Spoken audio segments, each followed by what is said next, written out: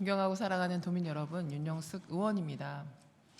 최근 종강역 인근 제주 우도, 부천 제일시장, 충남 서천 등에서 고령 운전자의 차량이 보도로 돌진해 사망, 사고로 이어진 사례가 잇따라 발생하였습니다. 한순간에 판단착오가 돌이킬 수 없는 비극으로 이어진 것입니다. 우리 사회는 이미 인구 5명 중 1명이 65세 이상인 초고령 사회에 진입하였습니다. 생계, 의료, 이동 편의 등의 이유로 운전대를 놓을 수 없는 고령층이 늘어나면서 운전자 수도 빠르게 증가하고 있습니다. 실제 전북도의 고령 운전자 수는 2022년 17만 9,820명에서 2024년 20만 6,619명으로 2년 사이 2만 6,799명이 증가하였습니다. 같은 기간 고령 운전자에 의한 교통사고는 2022년 1,376건, 2024년 1,588건으로 매년 늘어나고 있으며 전체 교통사고 중 고령 운전자 사고 비중 또한 27.2%로 상승하였습니다. 이제 교통사고 4건 중 1건 이상이 고령 운전자 사고입니다. 현재 전북 자치도에서는 운전면허 자진 반납 인센티브 지원, 고령자 교통안전 사회교육, 인지지각 체험 프로그램, 고령 운전자 스티커 배부 사업 등을 추진하고 있습니다. 그러나 정책 효과는 미비합니다. 운전면허 반납률은 약 2% 수준에 머물고 있습니다. 2023년 인센티브를 10만 원에서 20만 원으로 상향했음에도 반납자 수에는 큰 변화가 없습니다.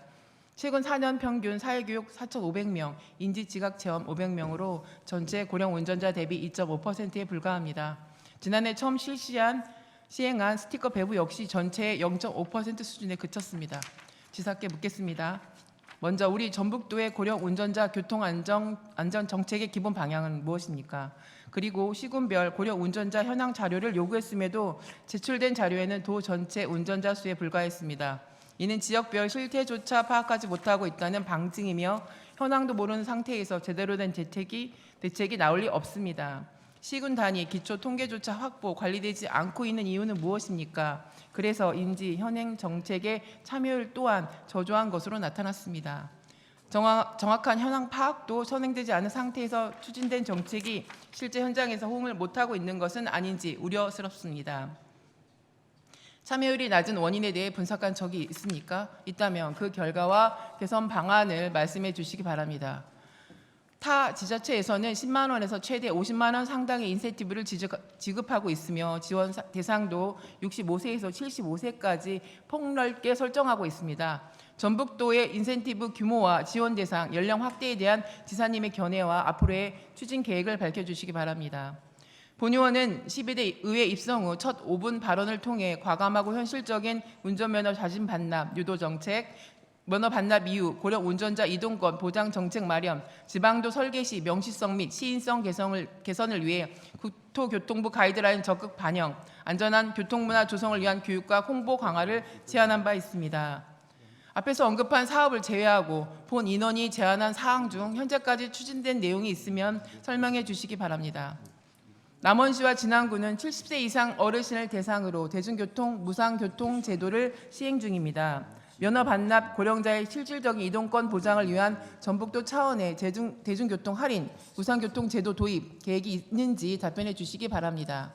또한 국지도, 지방도 건설 과정에서 도로 설계 가이드라인을 반영한 사례가 있다면 말씀해 주시기 바랍니다. 삼성교통안전문화연구소에 따르면 최근 5년간 페달 5조작 사고의 25.7%가 65세 이상 운전자에 의해 발생하였습니다. 일본은 비상제동 장치와 페달 5조작 방지 장치가 장착된 차량만 운전 가능한 전용 면허 제도를 도입해 사고를 약 40% 감소시켰습니다. 경기도 역시 고령 운전자 페달 5조작 사고를 예방하기 위하여 차량 안전장치 설치 지원 근거를 마련 중입니다.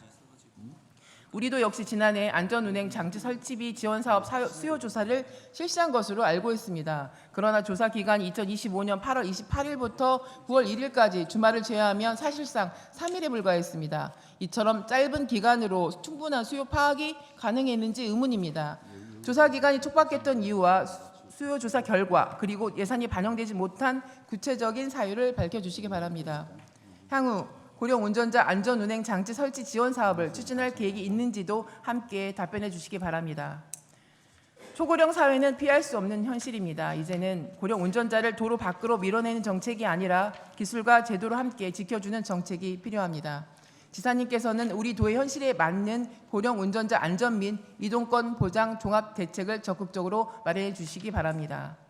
다음은 익산, 용재, 완주 3내간 도로 이른바 춘팔선에 대해 질문드리겠습니다. 춘팔선은 익산시 용재동 제2공단 사거리에서 출발해 전북도 교육청, 유아교육진흥원, 춘포면, 더반포레 등을 거쳐 완주군 삼내읍 쌍정 교차로까지 이어지는 구간입니다. 1990년 후반 이후 익산, 부송, 어양, 영등지구 택지 개발이 본격화되었고 완주 테크노밸리와 삼봉, 운곡지구 도시개발로 인구가 지속적으로 증가하였습니다. 여기에 익산 국가산업단지 및 제2 일반 산업단지를 오가는 중대형 화물 차량까지 더해지면서 해당 구간은 상시적인 교통 혼잡 상태가 이어지고 있습니다. 여기에 마을 주민 보호구역 지정, 과속 방지턱 및 단속 카메라 설치 등 안전장치가 강화되면서 차량 흐름이 더욱 지체되고 있으며 출퇴근 시간에는 극심한 정체가 반복되고 있는 실정입니다. 이 같은 이유로 2000년대 중반부터 춘팔선 확장 필요성이 꾸준히 제기되어 왔지만 약 20년이 지난 현재까지도 왕복 2차로 상태에 머물러 있습니다. 특히 춘팔선은 익산 지역에서 완주, 전주 방면으로 연결되는 핵심 노선입니다. 더욱이 이 도로는 2023년 11월 농어촌 도로에서 지방도 723호선으로 편입되어 관리주체가 전북자치도로 이관되었습니다. 이에 따라 도 차원의 체계적인 관리와 개선이 기대되었지만 제4차 도로건설 관리계획에는 반영되지 않았습니다. 춘팔선 확장 사업이 제4차 도로건설 관리계획에 반영되지 못한 구체적인 사유는 무엇인지 밝혀주시기 바랍니다. 본 의원이 실시한 5분 자유발언 처리 결과를 보면 조치 결과가 완료로 표기되어 있습니다. 그러나 관련 용역이 완료되지 않았고 계획에도 반영되지 않은 상황에서 어떠한 근거로 완료 처리하였는지 명확히 설명해 주시기 바랍니다. 시 군간 원활한 광역교통망 구축과 도민 교통안전 확보, 산업단지 주변 교통여건 개선을 위해 춘팔선 확장 사업을 보다 속도감 있게 추진할 필요가 있다고 생각합니다. 이에 대한 지사님의 견해와 향후 계획에 대해서도 답변해 주시기 바랍니다. 이어서 현장 체험 학습과 관련해서 말씀드리겠습니다. 최근 강원도 소재 학교의 현장 체험 학습 중 발생한 안타까운 학생 사망 사고 이후 인솔 교사에게 유죄 판결이 내려지면서 학교 현장에서 큰 충격과 혼란이 발생하였습니다. 이로 인해 현장에서는 인솔자인 교사들의 법적 책임 부담으로 현장 체험 학습을 기피하는 현상이 나타나고 있습니다. 실제 지난해 도내 초, 중, 고 및 특수학교 76개교 중 87개교에서 현장 체험 학습을 361회 변경하였으며 이 중 취소 또는 특수한 현장 체험 학습은 307회인 것으로 나타났습니다. 교육감 권한대행께 묻겠습니다. 강원도 사건을 계기로 학교 밖 체험 활동을 가정 중심으로 전환해야 한다는 의견과 현장 체험 학습은 여전히 학교 교육 과정의 핵심적 역할을 수행해야 한다는 의견이 상존하고 있습니다. 이런 상황에서 우리 교육청은 현장 체험 학습을 어떤 철학과 방향으로 운영해 나갈 계획인지 답변해 주시기 바랍니다. 학교 현장에서 현장 체험 학습이 축소되거나 중단될 경우 발생할 수 있는 교육적 문제점은 무엇이라고 생각하십니까? 교육부에서 일부 면책 방안을 발표했음에도 현장의 교사들은 여전히 법적 책임에 대한 불안에서 벗어나지 못하고 있습니다. 학생들에게는 배움의 기회가, 교사들에게는 안전한 교육활동 여건이 보장되어야 합니다. 교사들이 안심하고 학생들과 함께할 수 있도록 전북도 교육청에서는 어떠한 제도 개선이나 지원 방안을 마련하고 있는지 구체적으로 말씀해 주시기 바랍니다. 교육청이 배포한 2025학년도 현장체험학습 길라잡이는 각종 서식만으로도 91페이지, 안전점검 및 체크리스트가 40여 페이지에 달합니다. 이로 인해 교사들의 행정부담이 더욱 가중되고 현장체험학습 기피 요인으로 적용할 수 있습니다. 업무 부담을 완화하고 현장 중심으로 실효성 있게 운영할 수 있는 간소화 방안이 있다면 밝혀주시기 바랍니다.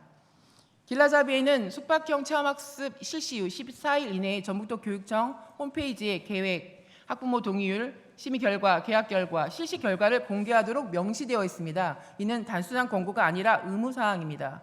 그러나 실제 공개 현황을 확인한 결과 다수 학교에서 이를 지키지 않고 있음이 확인되었습니다. 임실의 한 초등학교는 2025년 11월 5일에서 7일 수학여행을 실시했음에도 2026년 2월 12일에 등록하였고 심의 결과는 누락되어 있으며 계약 결과와 실시 결과도 일부 공란입니다. 또 다른 초등학교 역시 지난해 10월에 실시한 체험학습 결과를 수개월이 지난 뒤 등록하였습니다. 모 중학교는 계약 결과가 없고 1인당 경비도 잘못 입력되어 있습니다. 입력 방식도 학교마다 제각각입니다. 한마디로 체계적인 관리가 이루어지지 않고 있는 총체적인 관리 부실 상태입니다. 교육감 권한 대행께 묻겠습니다. 정보 공개가 제대로 이루어지지 않는 이유는 무엇이며 해당 홈페이지는 누가 어떤 방식으로 관리하고 있는지, 향후 이를 개선하기 위한 대책은 무엇인지 구체적으로 말씀해 주시기 바랍니다. 모든 학생이 공평하게 이러한 기회를 누릴 수 있도록 법적, 행정적, 제도적 측면에서 철저한 안전 확보와 교사 부담 완화를 위한 실효성 방안을 마련해 주실 것을 촉구합니다.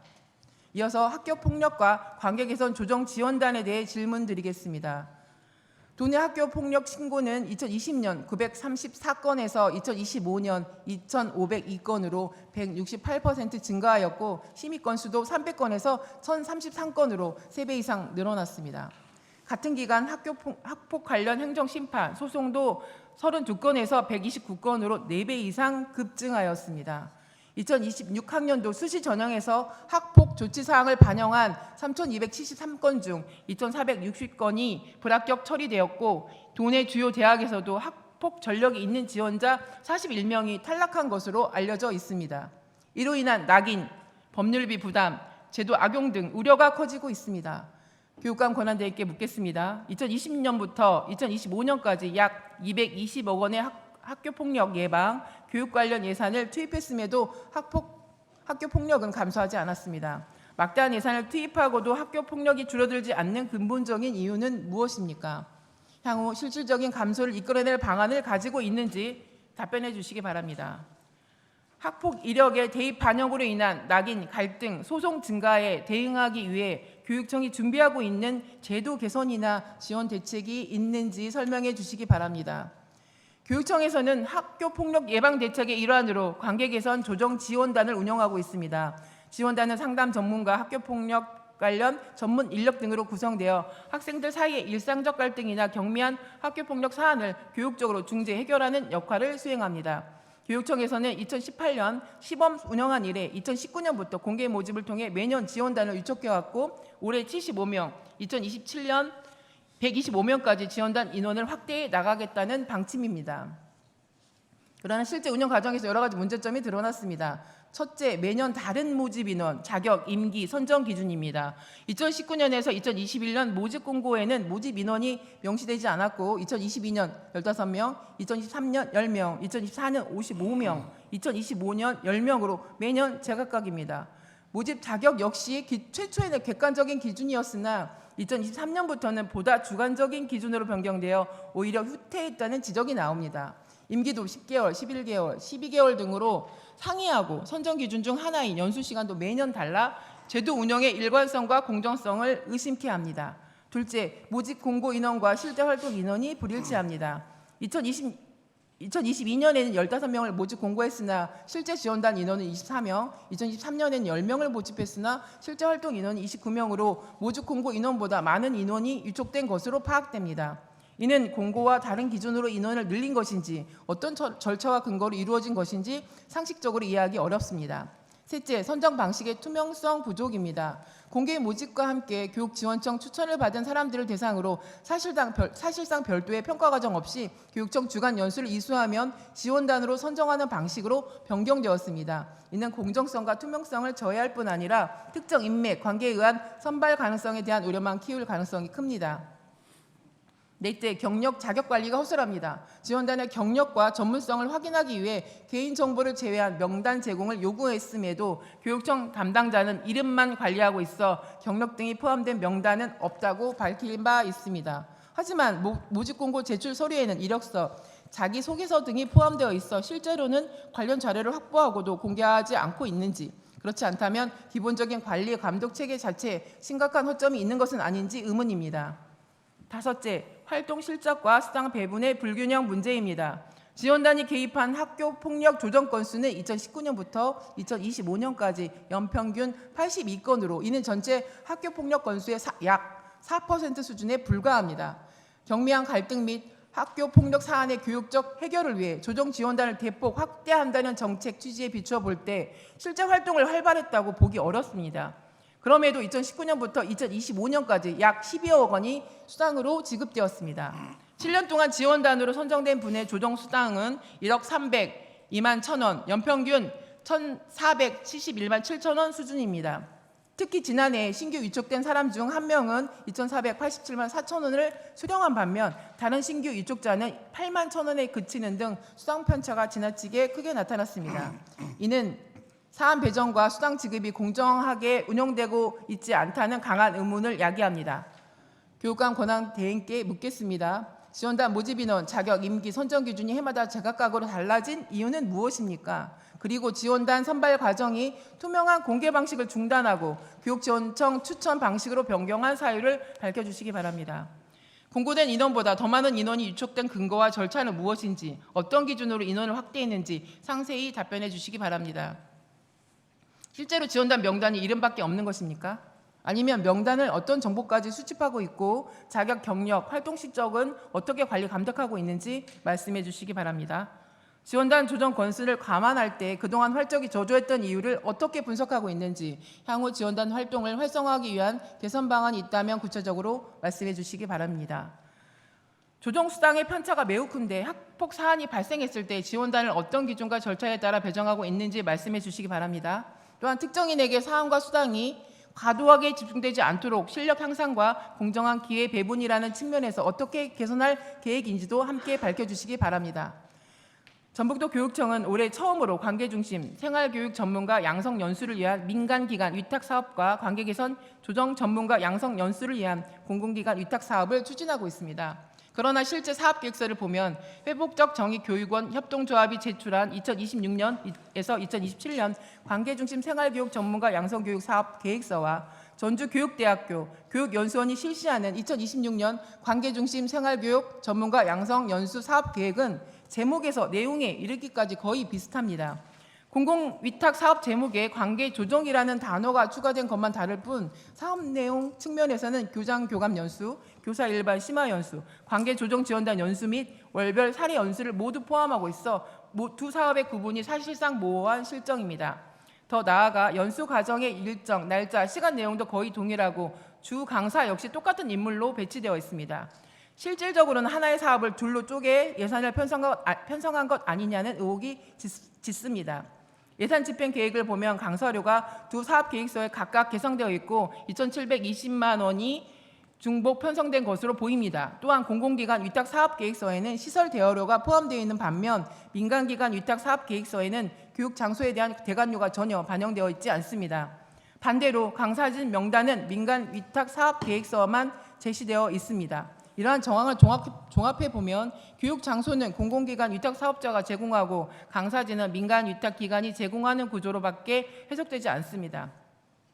두 사업은 교육부의 2026년 국가시책특별교부금 사업 계획에 따라 도교육청에 교부된 예산을 재원으로 하고 있습니다. 민간기관 위탁사업은 관련 동의안이 지난해 7월 의회에 제출되어 의회 동의를 받아 추진되었는데 공공기관 위탁사업은 어떤 법적 근거와 절차에 따라 진행된 것인지 답변해 주시기 바랍니다.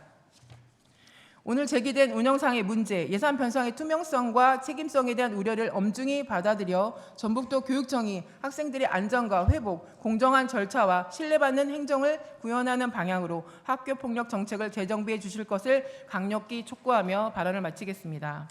장시간 경청해 주셔서 감사합니다.